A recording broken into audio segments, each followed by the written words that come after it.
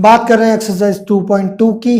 अब एक्सरसाइज 2.2 जो है जीरोस के ऊपर ही बेस्ड है, बहुत आसान एक्सरसाइज है, कोई इतनी मुश्किल एक्सरसाइज तो है नहीं 2.2। बट इसके अंदर एक टर्म आ गया फैक्टराइजेशन का, है ना, किसका, फैक्टराइजेशन। जब फैक्टराइजेशन का टर्म आया तो ये फैक्टराइजेशन रिलेट हो गया क्लास 9th से, जहाँ पर हमने फैक्टर बनाने सीखे थे किसी भी गिवन पॉलिनोमियल के। तो जब फैक्टर बनाने की बात आएगी तो इस टर्म को, इस फैक्टराइजेशन के करने की अप्रोच को एक बार फिर से रिवाइज कर लेते हैं, देन उसके बाद हम एक्सरसाइज की ओर मूव करेंगे।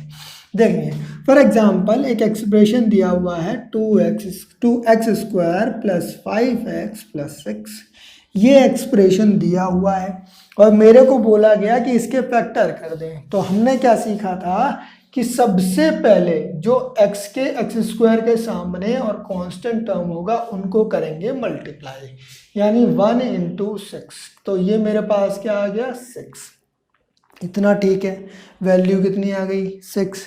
अब मुझे 5 को इस तरीके से तोड़ना है कि मल्टीप्लाई करें, क्या करें, मल्टीप्लाई। वो जो फैक्टर टूटेंगे ना, जब 5 को 2 वैल्यू में तोड़ेंगे तो 2 वैल्यू जब मल्टीप्लाई करेंगी तो प्लस का 6 मिलना चाहिए और ऐड करने के बाद प्लस का 5 मिलना चाहिए।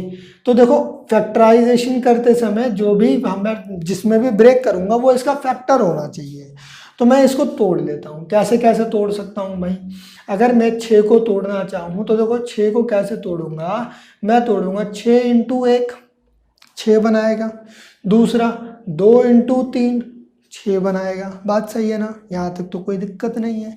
अगर मैं देखूं, अब मैंने क्या बोला, तोड़ने के बाद उनको ऐड या सब्सट्रैक्ट करने के बाद क्या बनना चाहिए, 5 बनना चाहिए जी। अगर तुम देखो तो यहाँ पर मेरे पास क्या बन रहा है, या तो 7 बनेगा या तो 5 बनेगा। अरे वाह, 5 बन गया। इधर देखेंगे, इधर भी हमारे पास या तो 7 बनेगा, या तो हमारे पास 5 बनेगा, या तो हमारे पास 1 बनेगा। बात सही है। कंफ्यूजन हो गई कि भाई 5 तो 2 में आ गया, ये फैक्टर लें कि ये फैक्टर लें। अगर आप देखो समझने की कोशिश करो, अगर मुझे प्लस का 5 चाहिए तो मुझे माइनस का 1 रखना पड़ेगा।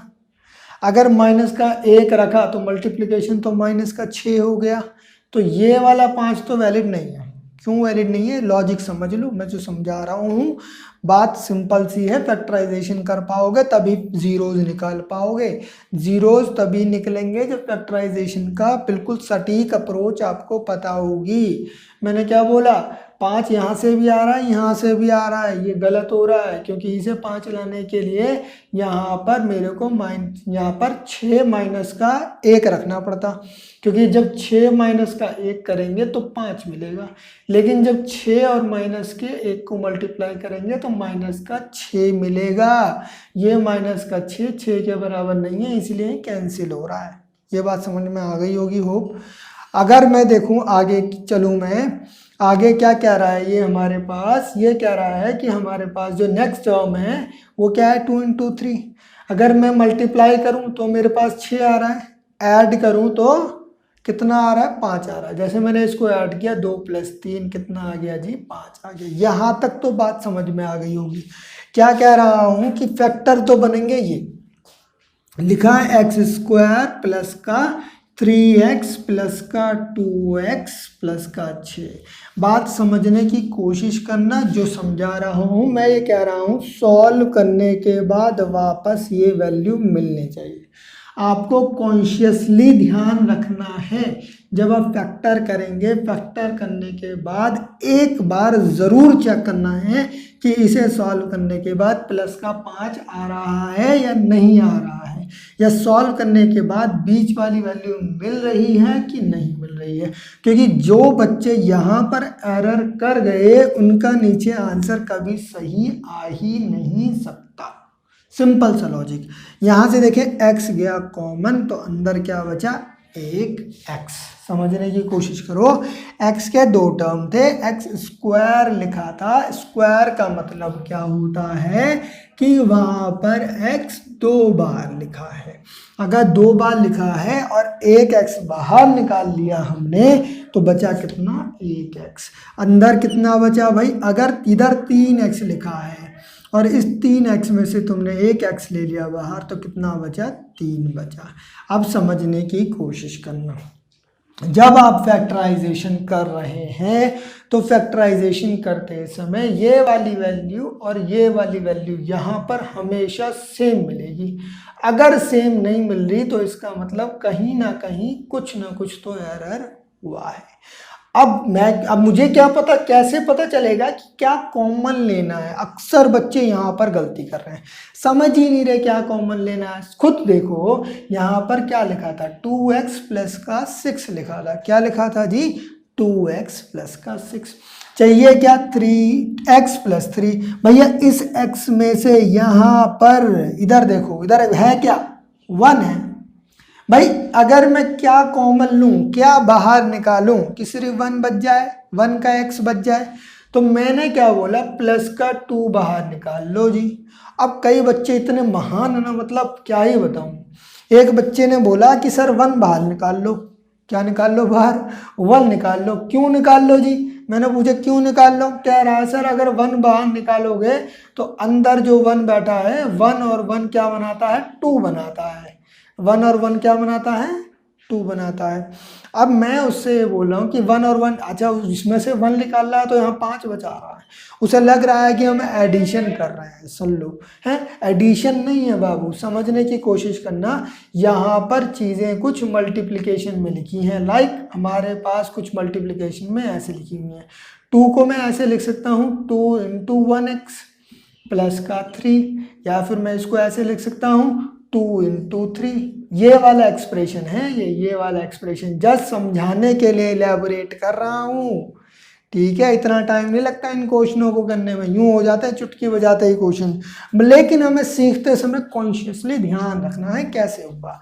ठीक है, देखो अब मैंने क्या बोला भाई, अगर यहाँ से 2 गया अंदर बाहर कॉमन, ये 2 चला गया बाहर तो अंदर क्या बचा, ये देखो 2 गया बाहर, अंदर बचा ये वाला 2 गया बाहर तो अंदर क्या बचा, 3। तो आंसर क्या आया, ये। अब देखो अगर पूरे सेट में से, पूरी लाइन में से ये x प्लस 3 और ये x प्लस 3 बाहर निकाल ले, x प्लस 3 गया कॉमन, अंदर क्या बचा, ये वाला x बचा भाई, इसका देखो ये गया कॉमन, ये बचा x लिखा, ये गया कॉमन नहीं, जब ये गया कॉमन तो क्या क्या बचा, ये गया ना कॉमन, 2 बचा तो लिखा 2। तो हमारे पास 2 वैल्यूज आ गई। यही क्या है, rule of factorisation, rule of factorisation. इसको पॉज करके ज़रा लिखेंगे, एक और क्वेश्चन करके समझने की कोशिश करते हैं कि कैसे आती हैं चीज़ें। इसी के अंदर मॉडिफिकेशन कर रहा हूँ, देखना ज़रा कैसे होगा। इसको जो मैंने लिखा है पॉज करके आप एक बार खुद करके देखेंगे। नहीं, जिसको समझ में आ गया वो नेक्स्ट खुद ट्राई करेगा, और जिसको नहीं आया वो इधर समझेगा ना।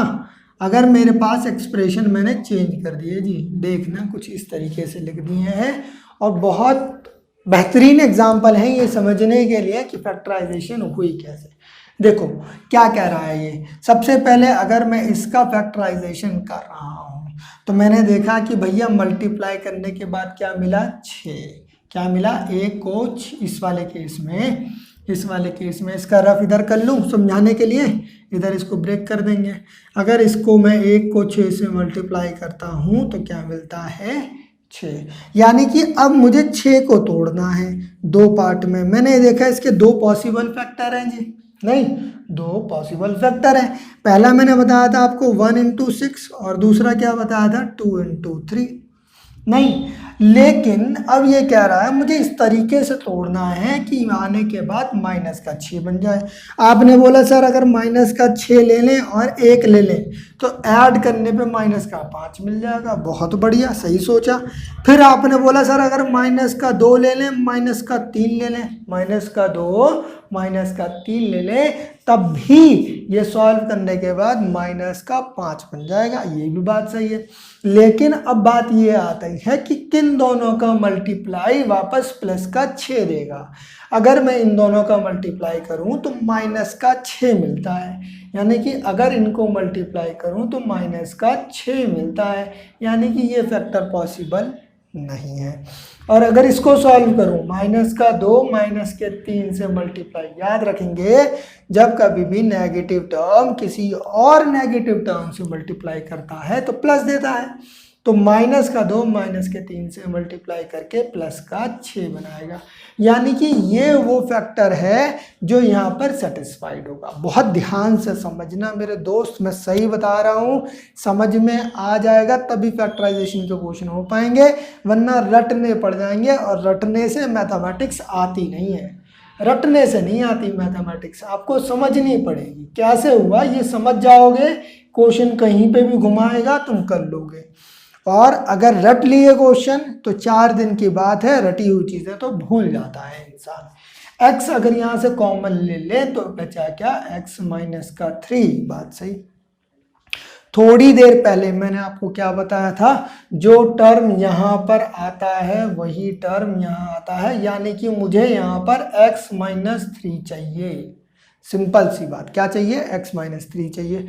अब मैं ये बोला इधर तो भैया x है और इधर माइनस 2x है, तो कॉमन क्या लिए तुम समझो, जो माइनस का 2 था वो बाहर चला गया, कि यही माइनस का 2 अंदर बैठे एक x से मल्टीप्लाई करके वापस क्या बनाएगा, माइनस का 2 बनाएगा। अब बच्चे बोलेंगे सर आपने ये कैसा गजब कर दिया है, गजब कैसा, यहाँ प्लस था यहाँ माइनस है। अरे भैया समझो इस बात को कि जब ये माइनस इस माइनस से मल्टीप्लाई करेगा तो माइनस माइनस प्लस हो जाएगा। आपको ये बात भी याद रखनी है, इनिशियल स्टेप में आप जब भी फैक्टराइजेशन करेंगे तो बार बार रिपीट मोड पे चेक करेंगे कि वो वापस ऊपर वाली वैल्यू मिल रही है कि नहीं मिल रही। कॉमन जाएगा जी, x माइनस 3 कॉमन है, x माइनस 3 कॉमन है, कॉमन गया x माइनस 3 x माइनस 2, ये मेरे पास फैक्टर बन गए। नाउ नेक्स्ट क्वेश्चन सिमिलर ऐसा ही है, समझना आसान है हमारे लिए। भाई हमने इस 1 को इस माइनस 6 से मल्टीप्लाई किया, जब 1 ने माइनस 6 से मल्टीप्लाई किया तो माइनस का 6 मिला, यानी कि माइनस का 6 मिलना चाहिए। पहली बात तो ये क्लियर हो रही है, ठीक। अब हम फैक्टराइजेशन कर रहे हैं, जब हम फैक्टराइजेशन कर रहे हैं तो देखो मैं इसको कैसे लिख सकता हूँ, या तो मैं इस 6 को जो इधर है मैं ऐसे लिख दूँ 6 × 1 है ना, या फिर 2 × 3 इस तरीके से लिख सकता हूँ, जाहिर सी बात है लिख सकता हूँ। तो अब अगर मैं इस तरीके से लिख रहा हूँ और मुझे माइनस का 1 चाहिए, क्या चाहिए, माइनस का 1, सॉल्व करने पे माइनस का 1 चाहिए ना। तो अब माइनस का 6 चाहे मैं इसको ऐड करूँ चाहे सब्सट्रैक्ट करूँ, 1 तो नहीं मिल रहा भाई। ऐड किया तो 7 आया, सब्सट्रैक्ट किया तो 5 आया। यहाँ पर देखो ऐड किया तो 5 आया, लेकिन सब्सट्रैक्ट किया तो 1 आया। 1 मिल रहा है, अगर 1 मिल रहा है तो ये वो वैल्यूज हैं जो यहाँ पर स्प्लिट होंगी, जो यहाँ पर स्प्लिट होंगी। चलो समझते हैं ज़रा। बच्चे ने लिखा x² प्लस का, अरे यार अलार्म भी ना, बच्चे ने लिखा x, बच्चे ने क्या लिख दिया जी, बच्चे ने लिख दिया x² प्लस का 3x माइनस का 2x माइनस का 6। जब बच्चे ने ये लिखा तो बच्चे ने किया एरर। कैसा एरर है ये समझो ज़रा। अगर ये लिखा है तो इसे सॉल्व करने के बाद प्लस का x बचेगा। जब कभी भी प्लस का 3x माइनस का 2x लिखा है तो प्लस का x बचेगा ना भाई, 1 आ गया ना, आ क्या रहा है माइनस का, तो इसका मतलब यहाँ पे तो एरर है। इसी चीज़ को हमें रियलाइज़ करना है और गलती नहीं करनी है। जो यहाँ पर गलती कर गया, मैं आपको कई बार बोल चुका हूँ, इसको आप रीचेक करेंगे कि ऊपर वाली वैल्यू मिल रही है कि नहीं मिल रही है। चलेंगे, x गया कॉमन, अंदर क्या बचा, x माइनस का 3, सेम वैल्यू रिपीट होनी चाहिए भाई साहब, x माइनस का 3 आना चाहिए। इधर क्या है, 1 है, कॉमन क्या आना जाना चाहिए, 2 जाना चाहिए। किसका है, प्लस के साइन है भाई, तो प्लस का 2 चला गया बाहर। मल्टीप्लाई करके चेक करेंगे एक बार, 2x आया माइनस का 6 आया, यानी जो कॉमन लिया है वो सही है। पूरे में से x माइनस 3 गया कॉमन, तो अंदर क्या बचा, x प्लस का 2। ये आपकी हो गई फैक्टराइजेशन। इस फैक्टराइजेशन के अलावा एक और फैक्टराइजेशन है जो फॉर्मूला बेस आपकी एक्सरसाइज में करी गई है, वो और एक्सपो इलेबोरेट कर देता हूं। देन इसके बाद हम चलेंगे अपनी एक्सरसाइज के ऊपर 2.2 के ऊपर। देखिए जरा क्या कह रही है, ये कह रहा है कि अगर मेरे पास एक्सप्रेशन कुछ ऐसा हो, एक्स स्क्वायर माइनस का 49, और मुझे इसकी फैक्टराइजेशन करनी है। बीच वाला टर्म तो है नहीं, अब तक क्वाड्रेटिक इक्वेशन पढ़ रहे थे, लेकिन अगर मैं देखूं तो ये तो टर्म टूटा पड़ा है ए स्क्वायर माइनस बी स्क्वायर में, जिसका फॉर्मूला हम जानते हैं ए प्लस बी और ए माइनस का बी। यानी कि अगर इसको मैं तोड़ दूं स्क्वायर में, है ना, तो ये सॉल्व हो जाएगा। यानी कि एक्स स्क्वायर माइनस 7 का स्क्वायर, अब ये क्या आ जाएगा, एक्स प्लस 7 और एक्स माइनस का 7। सपोज करो इक्वेशन दे दिया और कंफ्यूजिंग, सिर्फ 7 दे दिया जी, अब बोला आप करो फैक्टर, अब निकालो फैक्टर, बहुत बन रहे थे तुम, हैं, कोई दिक्कत नहीं है जी। जब हमें ये दे दिया रूट में, तो हम इसकी पावर इसको किस में डाल देते हैं, इसको रूट में डाल के उसका स्क्वायर ले लेते हैं। इसका रूट में डाल के ले लिया स्क्वायर। हम जानते हैं जब किसी भी रूट की वैल्यू का स्क्वायर किया जाएगा, फॉर एग्जांपल ये इसका स्क्वायर किया जाएगा तो ये 2 बार मल्टीप्लाई होगा, और अगर 2 बार मल्टीप्लाई होगा तो वापस ए ही मिलेगा। यानी ए हो चाहे रूट ए का स्क्वायर हो, बात सेम है। अब तो स्प्लिट कर सकते हैं ना, अगर अब स्प्लिट करेंगे तो हमारे पास कुछ फैक्टर्स ऐसे बन जाएंगे। होप ये आपको चीज़ें समझ में आई होंगी। इसके अंदर हमने फैक्टराइजेशन अप्रोच, उसके कॉन्सेप्ट को समझने की कोशिश करी है। नेक्स्ट वीडियो जो होगी उसमें हम एक्सरसाइज 2.2 के क्वेश्चन आंसर्स को डील करेंगे।